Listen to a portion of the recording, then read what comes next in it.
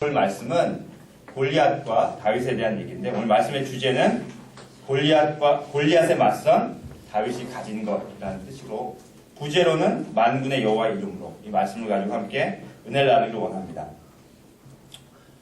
오늘 말씀 여러분 다 아는 얘기예요. 그죠? 골리앗과 다윗, 그런 역사적인 전투 장면이고, 많은 사람들이 골리앗을 이긴 다윗의 용기와 믿음을 배우기 원합니다. 일반적으로 우리는 다윗의 승리를 통해서 약자가 강자를 이길 수 있는 그런 것으로 보고 있습니다. 어떻게 하면 강자가 약자를 이길 수 있는가, 거기에 대해서 우리는 감명을 받고 교훈을 받습니다. 그리고 요즘에 최근에 출간된 그 베스트셀러 중에 아마 여러분 아시는 분 있겠지만, 말콤 글래드웰이라는 사람이 쓴 다윗과 골리앗, 강자를 이기는 약자의 기술이라는 책이 있어요. 그 책에서는 다윗과 골리앗에 대해서 아주 과학적으로 분석을 해놨습니다. 다윗이 골리앗을 이길 수밖에 없었던 여러 가지 이유들에 대해서 아주 논리적으로 잘 써놨어요. 근데 거기서 한 가지 빠져있는 게 뭐냐면, 신앙적인 건 전혀 빠져있어요. 그래서 오늘은 제가 말씀을 통해서 정말 골리앗이 다윗에게 질 수밖에 없었던 이유, 다윗이 갖고 있었던 그 비밀이 무엇인가에 대해서, 사울과 이스라엘 백성은 없었지만 다윗에게만 갖고 있었던 그 비밀에 대해서 우리 같이 보기를 원합니다. 그리고 우리가 다윗의 모습으로 이 시대를 살아가면서 정말 다윗과 같은 영적인 용사들 되기를 제가 기도합니다. 먼저 오늘 본문의 배경을 간단하게 설명하겠습니다. 사무엘상 17장 1절에서 3절을 보면 여러분 다 아시는 내용이지만, 블레셋과 이스라엘이 서로 전쟁을 하게 됐어요. 그래서 이스라엘과 블레셋이 골짜기를 사이에 두고, 골짜기 사이에서 한쪽은 그 에베스담에 진을 쳤고, 또 한쪽은 이스라엘은 엘라에 진을 쳤습니다. 엘라에. 그러니까 두 산에 진을 쳤어요. 그러니까 이게 한쪽이 내려오면, 골짜기로 내려오면 한쪽은 되게 유리해요. 그러니까 서로 싸울 수가 없는 그런 상황이에요. 그러니까 누군가 이제 쳐서 올라오면 다 할 수밖에 없죠. 다 이렇게 자살이랑 마찬가지죠. 한쪽에서. 그래서 그때 누가 나타났냐면, 그 골짜기로 그 싸움을 돕는 자가 나타났습니다. 먼저 블레셋 한 사람, 키가 6규빗, 약 3m의 키에 갑옷의 무게만 5,000세겔, 약 57kg. 그리고 들고 있는 창의 무게가 1,600세겔, 약 7kg. 이 사람이 나타났습니다. 그 사람의 이름 여러분 다 아시는 것처럼 골리앗이었습니다. 골리앗은 장장 하루가 아니라 40일 동안 이스라엘 군사들을 향해서 이스라엘 모욕감을 외쳤습니다. 사무엘상 17장 8절과 9절입니다. 너희는 한 사람을 택하여 내게로 내려보내라. 그가 나와 싸워서 나를 죽이면 우리가 너의 종이 되겠고, 만일 내가 이겨 그를 죽이면 우리가 너의 종이 되어 우리를 섬길 것이다. 이런 이야기를 듣고, 누군가는 나와서 싸워야 하는데, 그죠? 보통 우리 영화나 이런 거 많이 보면, 그죠? 삼국지 보면 누가 막 이렇게 나와서 싸우자 그러면 튀어나오잖아요. 근데 이스라엘은 그렇게 하지 않았어요. 골리앗이 갖고 있는 그런 외적인 그런 웅대함과 그의 그 크기를 보고 두려움에 떨고 있었습니다. 하나님의 백성을 모욕했지만 골리앗 앞에 대응하지 못했습니다. 사울과 온 이스라엘은 그로 인해서 두려워하고 있었습니다. 그런데 그때 전쟁에 참여한 형제들에게 음식을 가져다 주기 위해서 온 베들레헴에서 온 양치기 소년 다윗이 자원해서 앞에 나섰습니다. 군사가 아니에요. 다윗은. 그죠? 군사가 아니고 그냥 공익요원도 아니에요. 그죠? 공익요원도 아니고 군사도 아니고 동네 청년이 와서 자원했어요. 너무나 놀랐습니다. 그래서 사울 왕은 다윗의 출전을 용납할 수가 없었습니다. 내가 가서 저 블레셋 사람과 싸울 수 없으리니 너는 소년이요 그는 어려서부터 용사입니다. 사울 왕이 볼 때 다윗은 소년, 약자였고 블레셋의 거인은 용사, 강자였습니다. 다윗은 이런 사울에게 자신이 양을 지키기 위해서 사자와 곰과 싸워서 그 수중에서 양을 구한 경험을 이야기했습니다. 무엇보다 다윗은 하나님께서 자신과 함께 했음을 증거했습니다. 17장 37절에 보면, 여호와께서 나를 사자의 발톱과 곰의 발톱에서 건져내셨은즉 나를 이 블레셋 사람의 손에서도 건져내시라. 그렇지만 여전히 사울왕은 이 다윗을 믿을 수가 없었어요. 솔직하게 누구라도 믿을 수가 없죠. 그렇죠? 그래서 다윗에게 자신의 갑옷과 칼을 주고 골리앗에게 맞서도록 도와주려고 했습니다. 그렇지만 다윗은 이 모든 것을 거부하고 자신에게 있는 물매와 밖에서 돌 5개를 주워가지고 골리앗을 향해서 나아갔습니다. 자, 이제 파트 1. 골리앗에 맞서는 다윗이 가서 어떤가. 그렇다면 다윗이 골리앗을 대할 때 무엇을 가지고 나갔습니까? 첫째, 뭘까요? 첫째, 여러분 맞춰보세요. 첫째 뭘까요? 제가 얘기했죠. 첫째, 그에게는 물매와 돌 5이 있었습니다. 다윗은 익숙하지 않은 갑옷과 칼을 과감히 버렸습니다. 그가 늘 사용하던 물매와 돌을 가지고 골리앗에게 다가갔습니다. 갑옷과 칼, 창은 싸움을 할 때 아주 필수적인 무기입니다. 그런데 이것을 포기하고 물매와 돌을 가지고 나간다는 것은 이해할 수가 없는 행동입니다. 그렇지만 물매와 돌은 다윗에게 아주 익숙한 무기였습니다. 다윗은 순간적인 용기로 나간 게 아니었어요. 그는 양을 치는 목동을 하면서 사자와 곰과 싸워 이긴 경험이 있는 용사였습니다. 또 그런 싸움 속에서 하나님이 함께 하신다는 믿음의 체험이 있었습니다. 둘째, 다윗은 하나님의 이름으로 나아갔습니다. 골리앗은 그의 신들의 이름으로 다윗을 저주하고 칼과 창과 단창으로 나왔지만 다윗은 만군의 여호와의 이름으로 골리앗에게 나아갔습니다. 45절을 우리 함께 읽겠습니다. 45절 함께 읽습니다. 시작. 다윗이 블레셋 사람에게 이르되 너는 칼과 창과 단창으로 나아오거니와 나는 만군의 여호와의 이름 곧 내가 모욕하는 이스라엘 군대의 하나님의 이름으로 내게 나아가노라. 아멘. 골리앗도 거대하지만 그가 가지고 있는 칼과 창과 단창 또한 아주 치명적인 무기였습니다. 이런 무기 앞에 다윗은 물매와 돌을 무기로 맞선 것처럼 보입니다. 그러나 그 뒤에는 우리 눈에 보이지 않는, 그냥 더 근본적으로 다윗은 하나님의 이름을 가지고 바로 이 하나님의 이름이 다윗의 무기였습니다. 47절이 바로 다윗의 간증입니다. 또 여호와의 구원하심이 칼과 창에 있지 아니함을 이 무리에게 알게 하리라. 전쟁은 여호와께 속한 것인즉 그가 너희를 우리 손에 넘기시리라. 사람들은 눈에 보이는 외적 환경 앞에 주눅이 듭니다. 또 불안해합니다. 다윗은 하나님의 임재함으로 그 환경을 극복하고 골리앗 앞에 담대하게 나아갔습니다. 따라서 골리앗 같은 환경에서 우리가 먼저 추구해야 할 것은 칼과 창과 단창을 구하는 것이 아니라 하나님의 임재를 추구해야 합니다. 셋째, 다윗은 하나님의 이름이 모욕되는 것에 대해서 분개하며 나갔습니다. 다윗이 형들에게 음식을 전해주러 이스라엘 진영에 와서 골리앗이 하나님의 군대, 이스라엘의 군대를 모욕하는 것을 들었을 때 그는 즉각적으로 하나님의 이름이 모욕되는 것을 알았습니다. 영적인 분개를 하였습니다. 그리고 행동으로 옮겼습니다. 그렇다면 하나님의 이름이 모욕되는 것이 무엇입니까? NIV 성경과 ESV 성경에서는 모욕에 해당하는 단어를 defy로 어떤 권위와 법률, 규칙에 반항하고 거역하는 것을 뜻하는 단어입니다. 이것은 하나님의 권위 아래 있기를 거부하는 것이며 하나님과의 실질적인 관계를 부정하는 것입니다. 다윗은 하나님의 이름이 모욕당할 때 그 문제를 나의 문제로 인식했습니다. 그리고 애통함과 영적인 분개함을 가지고 다윗에게 맞섰습니다. 따라서 우리는 죄악된 세상의 문제를 볼 때 그냥 저거는 그냥 세상의 문제다 이렇게 생각하는 것이 아니라 그것을 나의 문제로 인식해야 합니다. 그리고 그것을 놓고 기도하고 영적인 분노와 애통함으로 맞서야 합니다. 넷째, 다윗은 분명한 목표를 가지고 골리앗에게 나아갔습니다. 그는 그냥 돌과 물매를 들고 영적인 분개함을 가지고 그리고 열정을 가지고 나간 거 끝나는 게 아니라 만삼 이걸로 끝납니다. 그렇지만 그는 뭐가 있었냐면은 분명한 목표가 있었습니다. 내가 골리앗의 어디를 공격할 것인가? 내가 골리앗의 이마를 공격해야 되겠다.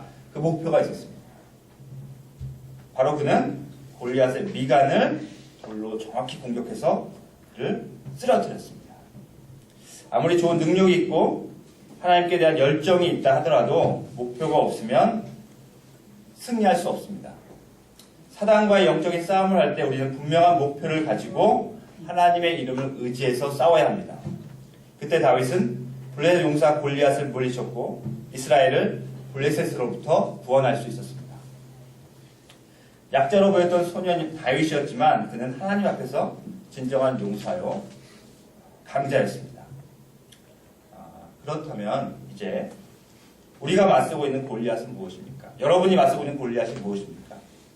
그리고 우리는 어떻게 승리할 수 있습니까? 파트 2. 죄악된 세상 앞에서 우리가 가져야 할 것이 무엇인가? 거인 골리앗은 우리가 인생을 살면서 부딪힐 수 있는 여러 가지 어려움과 고난을 뜻합니다. 예를 든다면 사랑하는 이를 잃은 아픔이 있습니다. 또 물질적인 어려움, 또 대인관계에서 오는 그런 우울증, 또 어려움이 있습니다. 또 연속적인 실패로 인한 패배의식이 있습니다. 또 열등감이 있습니다. 불확실한 진로, 또 우리 교회 노총각이 많은데 결혼 문제도 골리앗일 수 있습니다. 또한 하나님의 사역을 할 때 겪게 되는 어려움과 장애들이 있습니다. 또한 물질주의, 맘모니즘, 또 세속주의와 같은 하나님을 거역하는 세력이 바로 골리앗입니다. 이런 거인 앞에서 우리는 어떻게 하고 있습니까? 우리는 이런 거인 앞에 서면 우리가 우리의 모습은 정말 사울왕과 이스라엘 군사들처럼 두려움에 떨게 됩니다. 또 불안해합니다. 가능하면 골리앗이 나와서 막 외쳤을 때 아무도 안 나갔어요. 왜 그랬을까요? 저거 나만 듣는 거 아닌데 나 대신 누군가 날 위해 싸우겠지. 나 대신 누가 싸우겠지. 다른 사람이 싸워주길 원합니다. 또 어떻게든지 이 상황이 모면되길 원합니다. 또 다른 대응책으로는 그 거인과 맞서기 위해서 사울왕이 다윗에게 칼과 갑옷을 준 것처럼 현실적으로 뭔가 내가 준비해야 되지 않은가. 갑옷과 칼을 준비해서 이 거인과 맞서고자 합니다. 솔직히 사울왕처럼 행동하는 것이 가장 이성적으로 보입니다. 논리적이고 현실적입니다. 골리앗이 가지고 있던 것과 같은 것으로 골리앗과 맞서는 것.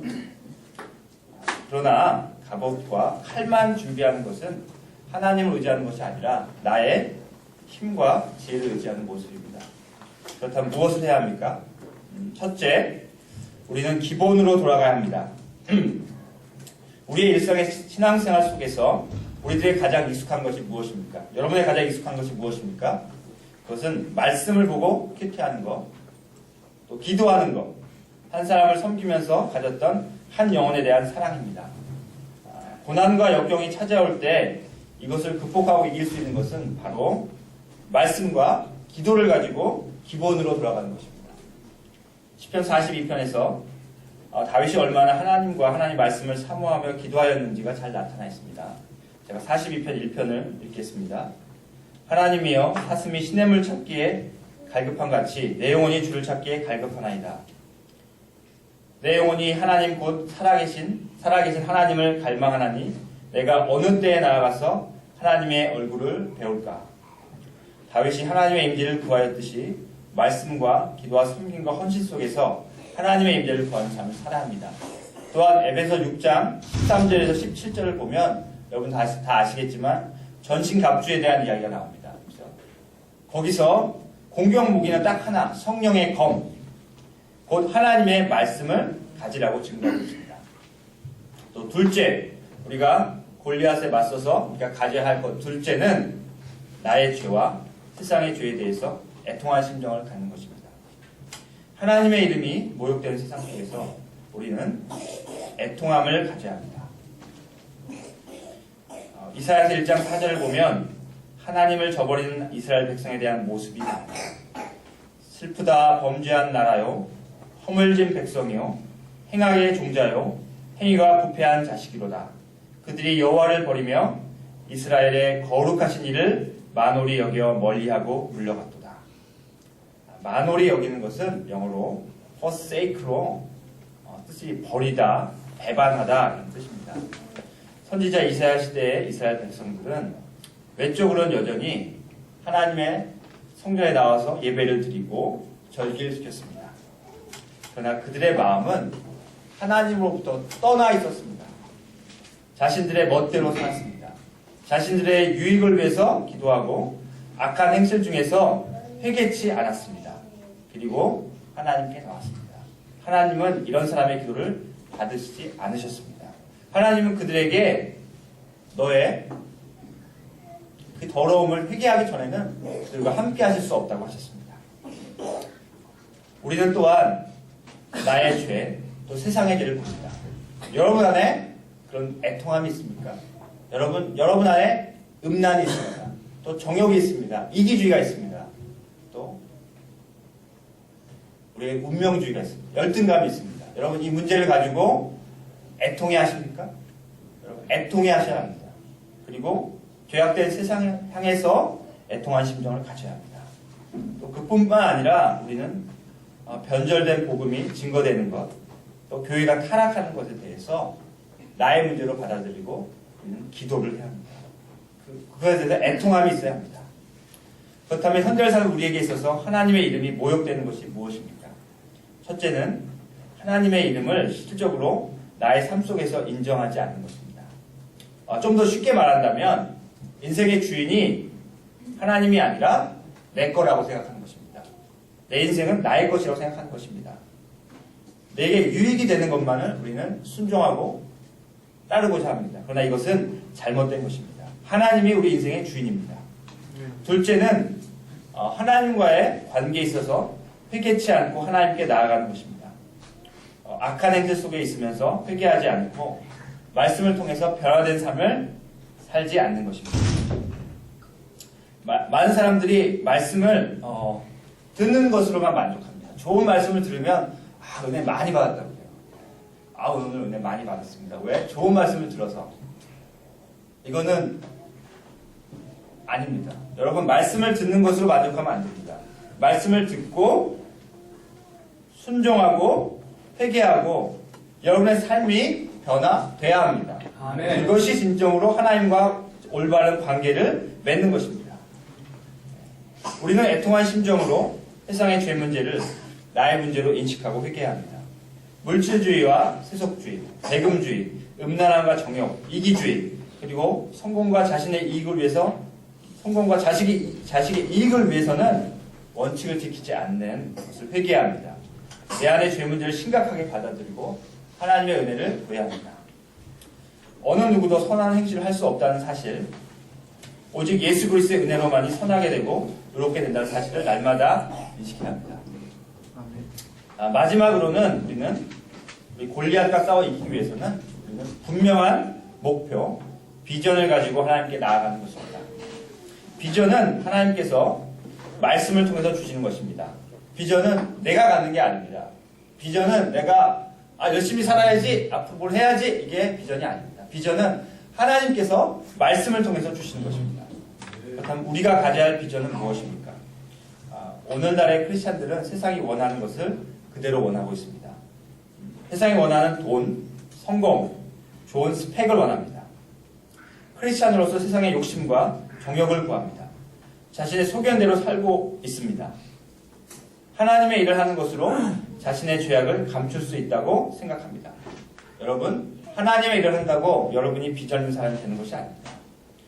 하나님의 일을 하는 것은 여러분의 죄악을 감출 수가 없습니다. 죄에 대한 회개와 내면의 진정한 변화가 없으면 반복적인 죄악에서 결코 빠져나올 수 없습니다.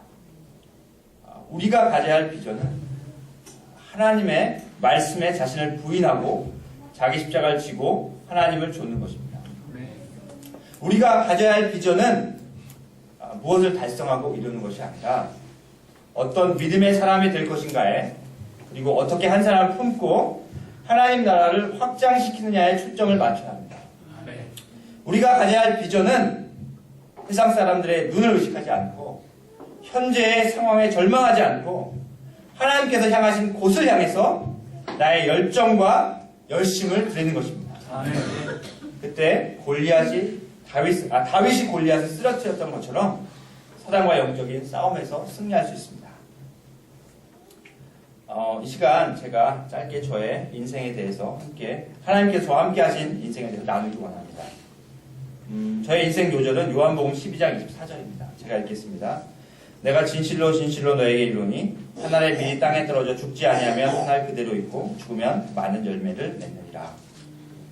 이 시간 저와 함께 하나님의 은혜를 나누길 원합니다. 저는 깊은 정욕과 운명주의, 절망에서 하나님의 은혜로 하나님의 자녀가 되었습니다. 아멘. 저는 어려서 어머니를 여의고 인생의 깊은 혐오주의와 운명주의로 살았습니다. 또한 대학 1학년 시절 음란함과 정욕으로 깊은 죄의식과 절망에 빠져 있었습니다. 그때 한 선배님을 만나서 요한복음 성경 공부를 하였습니다. 요한복음 8장 11절 대답하되 주여 없나이다. 예수께서 이르시되 나도 너를 존귀하지 아니하노니 가서 다시는 죄를 범하지 말라 하신다. 이 말씀을 통해서 인격적으로 하나님을 만나게 되었습니다. 그리고 부족하고 연약하지만 2학년 때부터 한 사람을 돕는 목자로 쓰임을 받게 되었습니다. 저는 인간적인 열심과 열정으로 한 사람을 돕고자 했습니다. 그럴 때마다 제 안에는 깊은 좌절과 패배의식이 있었습니다. 그래서 저는 대학 3학년 시절 감정과 은혜의 기복이 너무 심해서 럭비공 같은 사람이었습니다. 여러분 럭비공 아시죠? 럭비공 딱 던지면 어디 튈지 모르죠? 제가 그런 사람이었습니다. 그래서 아침에 은혜를 많이 받았다가 저녁 때 갑자기 없어져요. 네. 갑자기 은혜가 없어졌어요. 없어져요. 네. 그런 사람이었습니다. 근데 대학 4학년 시절 하나님은 이런 제게 마지막으로 학부 시절 은혜롭게 보낼 수 있도록 학생회장을 하도록 자원케 하셨습니다. 네. 아무도 안 하려고 그러더라고요. 제가 했습니다. 네. 저는 그런 섬김과 헌신을 통해서 하나님께 주시는 선교사의 비전을 붙잡고 대학원에 진학하게 되었습니다. 아멘. 2년간의 대학원 기간 동안 저는 기도의 능력을 배우게 되었습니다. 외롭고 힘든 대학원 학업과 대학원 목자로서 한 양을 섬기는 것을 제 힘으로 할 수 없음을 알았습니다. 무엇보다 고독과 외로움 속에서 하나님을 인격적으로 만나는 귀한 체험을 할 수 있었습니다. 또한 대학원을 마치고 직장을 구하는 과정 속에서 7번의 최종 면접에서 탈락했습니다. 저는 뛰어난 줄 알았는데 여러분 최종 면접 마지막에 7번 떨어져 보세요. 네. 저는 깊은 패배의식을 느꼈고 그런데 이때 하나님께서는 저의 교만함과 자만심을 깨셨습니다. 그리고 저를 낮아지게 하셨습니다. 그리고 마지막으로 대학마을 교회에서 가까운 부천에 직장을 갖게 하셨습니다. 아멘. 또한 박설 목자와 믿음의 가정을 이루고 하나님께 주신 사명들을 함께 감당하는 은혜를 주셨습니다. 저는 동역자인 박설 목자에게 헌신과 섬김의 빚을 많이 졌습니다. 그리고 미국으로 유학생 선교사로 가기 전까지 저는 직장에서 7년 반 동안에 한양을 섬기는 훈련, 개인신앙 및 말씀 훈련, 물질 훈련들을 받을 수 있었습니다. 또한 직장에서 믿음을 지키기 위해서는 당연히 제게 오는 불이익도 철저하게 감당해야 함을 배웠습니다. 말씀대로 살 때 반드시 우리는 고난과 불이익을 받습니다. 저는 2번의 승진 누락과 차별을 겪었지만 제 신앙적 양심을 포기할 수 없었습니다. 왜냐하면 알량한 자신의 유익을 위해서 현실과 타협을 하다 보면 더 중요한 신앙의 순수성을 잊어버리게 됨을 배웠기 때문이었습니다. 그리고 솔직히 저는 학점이나 능력이 뛰어난 사람이 아니었습니다. 영어를 잘하던 사람이 아니었습니다. 지금도 시원치가 않습니다. 그렇지만 하나님께 주신 비전을 붙잡고 인내하며 꾸준히 준비할 때 하나님의 은혜로 2003년 미국 LA에 있는 남가주 대학 박사과정에 장학금이 없는 조건으로 입학을 하였습니다. 많은 사람이 장학금이 있는 조건으로 갔는데 저는 없는 조건으로 입학을 하였습니다. 제가 미국으로 가고자 할 때 이미 저는 2아이의 아버지였습니다. 부양해야 할 가족이 있었습니다. 7년간의 직장 생활을 통해서 돈을 좀 많이 모았을 거라고 생각을 하겠지만 교회 건축과 여러 가지를 섬기다 보니 제 손에 주어진 물질로는 미국에서 6개월 살 수 있을 돈과 한 학기 학비를 낼 수 있을 정도였습니다. 주위에서 말리는 분들도 있었지만 하나님께서 열어주신 길이라는 확신이 있었기 때문에 믿음으로 나아갔습니다. 하나님께서는 유학생활을 통해서 물질을 주시는 분이 하나님이라는 사실을 알게 하셨습니다. 입학한 지 한 학기 후에 장학금과 생활비를 받게 되었습니다. 박설 목자가 여러 가지 일을 하면서 물질 문제를 극복해 나갔습니다. 또한 LA에서 CMI 선교사이시며 목사님이신 교회를 섬기시는 유이사 목사님과 동역하면서 교회 젊은이들을 섬겼고 어려운 박사과정 공부와 실험의 많은 부담감 속에서도 미국 땅에 보내신 하나님의 목적을 기억하면서 제가 만나는 주위 사람들에게 말씀을 증거하는 삶을 살았습니다. 박사 공부를 하면서 저는 하나님만이 참 소망임을 깊이 깨달았습니다. 무엇보다 4년 만에 저는 초기에 목표가 4년 만에 학위를 하자 이런 목표가 있었지만 저는 오히려 실험에서 오는 스트레스와 피로로 인해서 건강을 많이 해쳤습니다. 그래서 결국은 담석으로 판명이 되어서 담낭 제거 수술, 쉽게 얘기해서 쓸개가 없습니다. 쓸개 빠진 사람이 되었습니다. 결국은 1년을 더 공부해서 5년 만에 학위를 받았습니다. 이것은 제가 원했던 결과가 아니었습니다. 저는 많이 실망했습니다. 또 마침 2008년 닥친 세계적인 금융위기로 인해서 제가 원하던 직장에 갈 수가 없는 상황이었습니다. 몇 번의 인터뷰를 보았지만 하나님은 제가 정말로 하기 싫었던 박사 후 연구 과정, 포스닥이라고 하는데 그곳으로 저를 인도하셨습니다. 저는 직장생활을 하고 싶었는데 하나님께서 포스닥으로 인도하셨습니다. 이거 제가 원하던 뜻이 아니었습니다.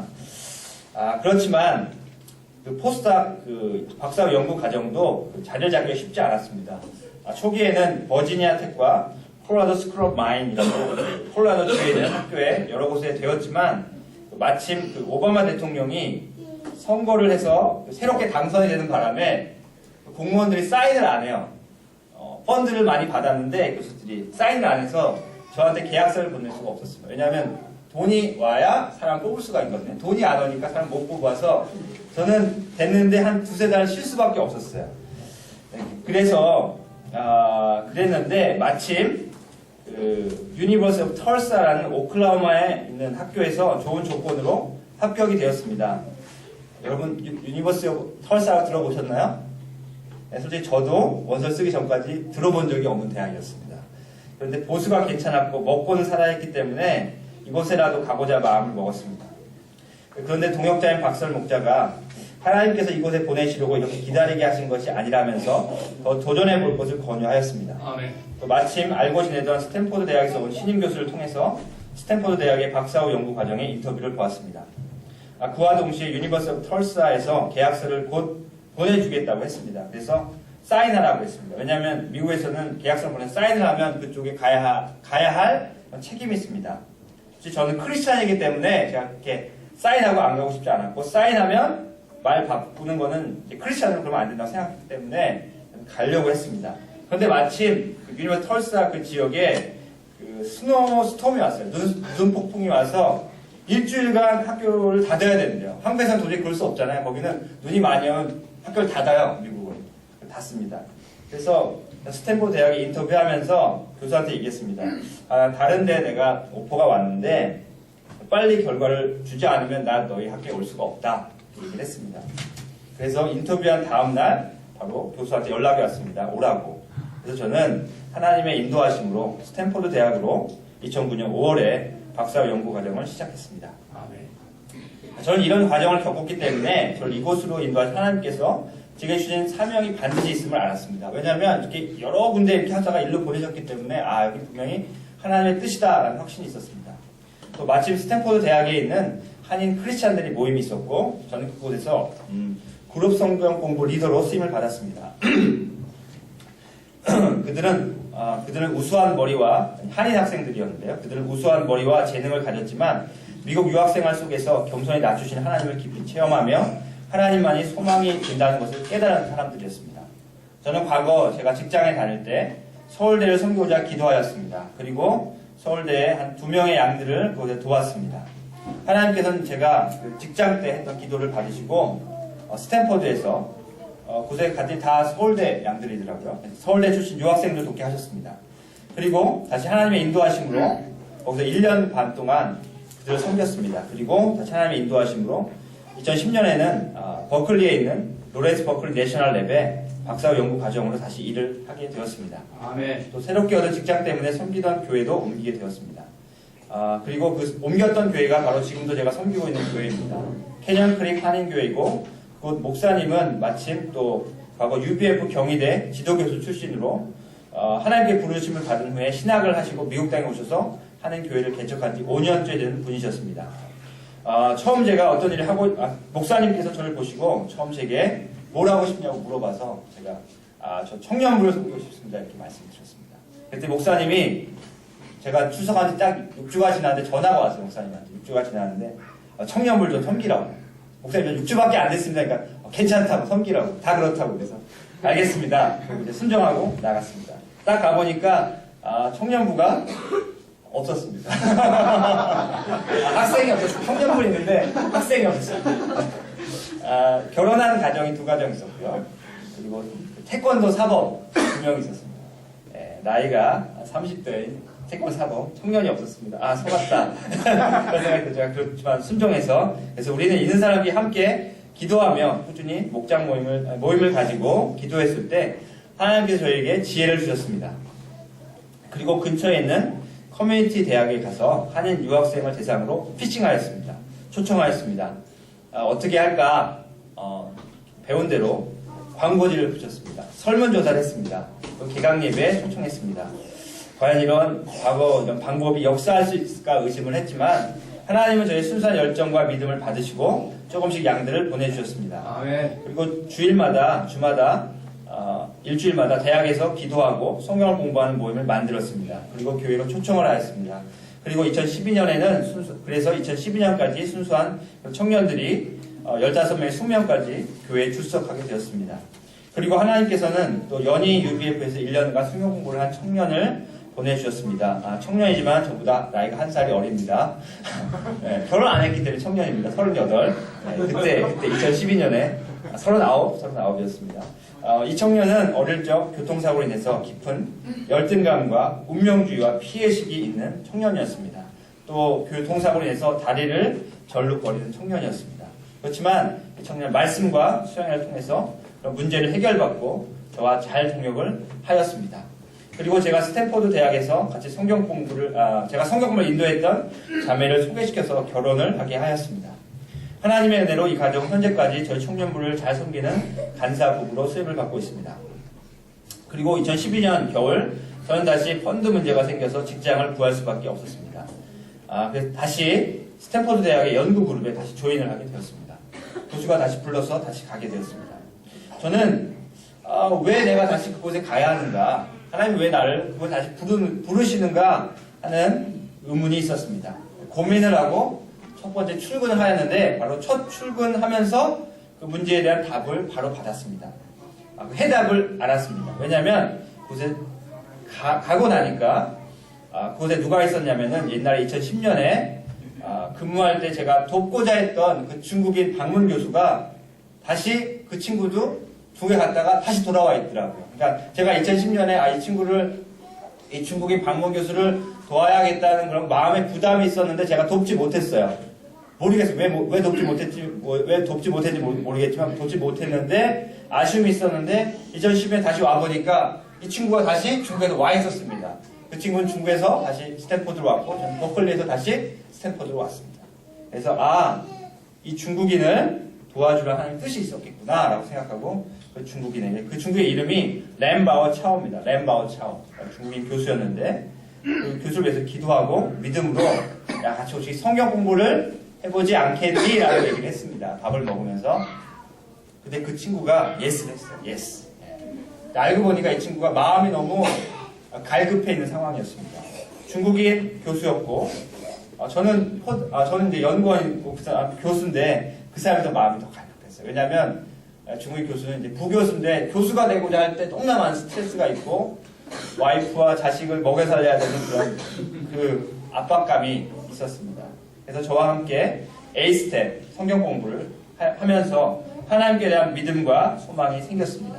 그리고 지금 다시 본국에 돌아갔지만 제가 중국에 있는 김효세 선교사님께 이 형제를 소개시켜 주었습니다. 그리고 작은 씨앗교회 김태구 목사님 소개로 연세대 출신의 이승민 형제를 2013년부터 1대1 말씀으로 스탠포드 대학에서 돕고 있습니다. 그리고 아직 말씀 공부 관계는 없지만 함께 실험하는 자레드 형제가 있습니다. 그리고 멕시코 동포가 한 명 있습니다. 멕시코 동포 고규현 형제라는 멕시코 동포를 위해서 기도하고 있습니다. 이 형제는 멕시코 동포인데 영어를 되게 잘해요. 멕시코 말도 잘하고 한국말만 못합니다. 그래서 함께 영어로 말씀 공부하고 기도하고 있습니다. 앞에서 이야기했듯이 저는 2010년부터 교회에서 청년부 담당 간사요 목자로 섬기고 있습니다. 2012년 말까지는 숫자적으로 많이 부흥을 하였지만 그 이후에는 하나님께서 저희 청년부를 믿음으로 순수하게 하시고자 많은 훈련을 주셨습니다. 또한 사단의 공격도 많았습니다. 먼저 서로 간에 신뢰의 벽을 깨는 사건들이 있었습니다. 또 연애 감정 문제로 리더인 형제자매들이 어려워졌습니다. 또한 2013년에는 함께 동역하던 제가 결혼시킨 형제가 갑자기 폐혈증으로 2달간 병원에서 힘든 상황을 보냈습니다. 그리고 그 이후에 위암에 걸린 형제, 그리고 또 백혈병에 걸린 형제가 생겼습니다. 저희가 15명인데 3명이 아주 치명적인 병에 걸렸어요. 네. 저는 이런 사건들 속에서 기도와 섬김만이 참 능력이 됨을 알게 되었습니다. 아멘. 백혈병에 걸린 형제는 아버님이 목사님이셨지만 일찍 돌아가시고 어머니와 미국에 이민을 온 형제였습니다. 어머니가 생계를 책임지셔야만 했기 때문에 백혈병 치료를 할 때 필요한 돌봄과 라이드는 이렇게 태워주는 것은 저와 교회가 감당을 하였습니다. 특히 이 형제가 제가 스탠포드 대학에 근무한다고 그랬잖아요. 이 형제가 스탠포드 대학 병원에서 치료를 받게 되었습니다. 그래서 제가 출근할 때마다 1시간 반 이상은 늘 태워다 주었습니다. 그리고 돌아올 때는 교회 다른 지체들이 도움을 주었습니다. 이런 과정을 6개월 가까이 하였습니다. 그리고 감사하게도 제가 한국에 오기 바로 전날 딱 항암 치료가 딱 끝났어요. 그래서 저를 끝까지 잘 이용하고 이 친구가 제가 잘 이렇게 섬길 수 있는 기회를 주셨습니다. 하나님께서. 그리고 항암 치료 다 끝나고 완쾌가 되었습니다. 하나님께 감사드립니다. 이런 과정들을 통해서 하나님은 부족한 제가 한 영혼을 섬기면서 하나님 아버지의 마음을 배우게 하셨습니다. 죄로 죽을 수밖에 없는 저를 살리신 예수님의 사랑을 제가 알고 또 누렸습니다. 또 이제는 제가 다른 한 영혼들에게 나눠줘야 함을 느낍니다. 저의 힘과 의지로는 할 수가 없습니다. 오직 하나님의 은혜로 할 수 있습니다. 여러 사람들과의 동역을 통해서만 할 수 있습니다. 아멘. 현재 저는 섬기던 커뮤니티 대학 사역을 동역하는 형제에게 넘겼습니다. 그리고 스탠포드 대학과 또 옆에 있는 다른 캘리포니아 스테이트 유니버시티 대학을 중심으로 사역을 하고자 기도하고 있습니다. 또 버클리 위해서도 기도하고 있습니다. 아멘. 제가 하나님의 은혜 안에서 이런 사역들을 감당하도록 기도해 주십시오. 사역에 매여 있는 자가 아니라 말씀 앞에서 저희 죄악들을 날마다 발견하는 자가 되도록 기도해 주십시오. 또한 저희 자녀들이 세상 속에서 영향을 받는 자가 아니라 믿음의 자녀가 되고 믿음의 가치관을 자녀가 되도록 여러분께서 기도해 주시길 기도합니다. 아멘. 결론적으로 다윗은 하나님의 말씀을 사랑했습니다. 그리고 순종했습니다. 하나님의 마음을 품었던 자였습니다. 그는 하나님을 모욕하는 골리앗을 향해 영적인 분노를 하였습니다. 동시에 믿음과 분명한 목표를 가지고 나아갔습니다. 동일하게 우리들도 말씀으로 돌아가서 말씀과 기도로 하나님의 임재를 체험하고 무엇을 달성하는 것이 우리의 비전이 아니라 어떤 믿음의 사람이 될 것인가에, 또 어떻게 한 사람을 품을 건가에, 또 어떻게 하나님의 나라를 확장시키냐에 초점을 맞춰야 하겠습니다. 그때 다윗이 골리앗을 쓰러뜨리고 승리한 것처럼 사단과의 영적인 싸움에서 승리하는 용사가 되기를